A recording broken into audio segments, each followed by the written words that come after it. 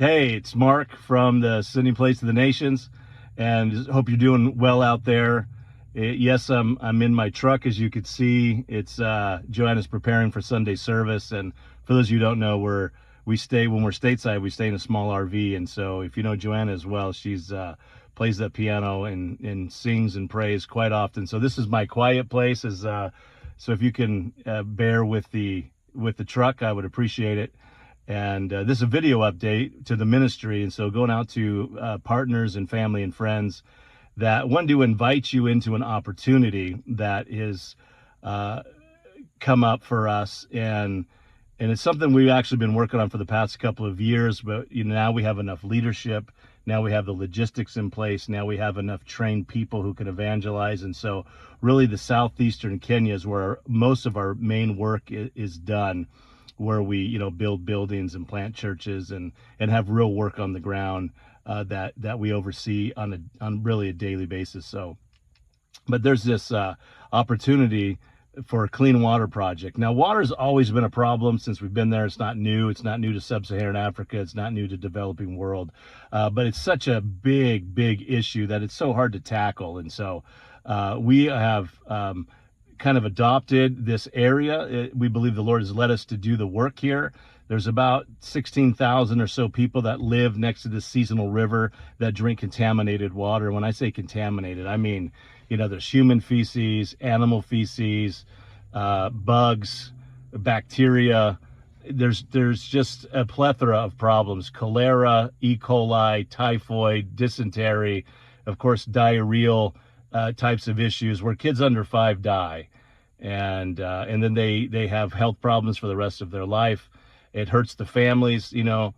There's so many things: loss of days at work, loss of school days, not able to go to the hospital to get the right medicine. So it's a really protracted issue. The government is not building, because of corruption. They're just not building the infrastructure. So there's no water treatment, there's no sewage treatment, there's not enough hygienic toilets. And so even for me, one time I was in the village, and somebody had made us food. I think we're at a funeral, and it wasn't prepared right, and they didn't boil the water. And so therefore, by I got to the end of the bowl, 24 hours later, I found myself in the bush, right?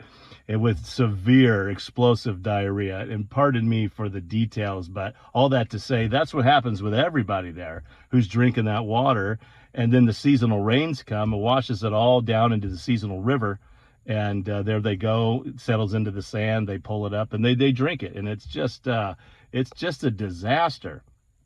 So we are now in that spot, like I said. So we are doing a campaign now, Hope 2025, and I don't want to spend too much time on here, take too much of your time, but it's called Hope 2025. From now until the end of December, we're looking to raise support for filters to give to the people. Now, one filter costs $50, and it treats enough water for 10 people per day.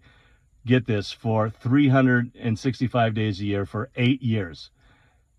And that's amazing, right? That's what I said. So yeah, $50, 10 people for 8 years. And that's landed in the country and installed. One of our teams to install it. Now, we also bring teams over, and you can install one yourself and preach the gospel. So it goes onto a bucket. It's made in America, not the bucket, but the filter. We bring it over, or we ship it over. We install it, and then we put their contaminated water in it, and then filter it and go right to preaching the gospel. So there's 16,000 people along this part of this seasonal river that drink this every day. And we're looking to evangelize. There's 10 of those villages around our main work there in the city of Kwanza that we work in that we are doing. So, for example, we just got back a couple months ago. I took over 50 filters. We installed 40, gave 10 to some church members that live in this one area. And we've seen 33 people come to Christ in like 2.5 weeks. And it's just phenomenal the way this presentation of the gospel works. Of course, some people were already saved. Some people just planted seeds and watered them, but it's a profound. So not only do they get physical water, but they also get living water. Every single family gets an opportunity, gets the gospel preached to them, an opportunity to respond. And then our teams follow up and start fellowships, regional fellowships. And, if they turn into viable churches, we're willing to do that too, church plant. And so that's what we're asking you to pray about. We're looking to get commitments for, we have already 81 filters that have come in. And so I think that if the math is right, 1,569 left that we are raising funds for. And so what we'd like you to pray about, you can do a one-time gift, or some people do quarterly gifts. And then some people have chosen to do monthly. And that's what we're asking for. If you would prayerfully consider a monthly amount that you're comfortable with, that you can do for 12 months, what that allows us to do is plan and do the logistics and hire the people. We've already hired them on faith, by the way. And so the program and the project is already up and running.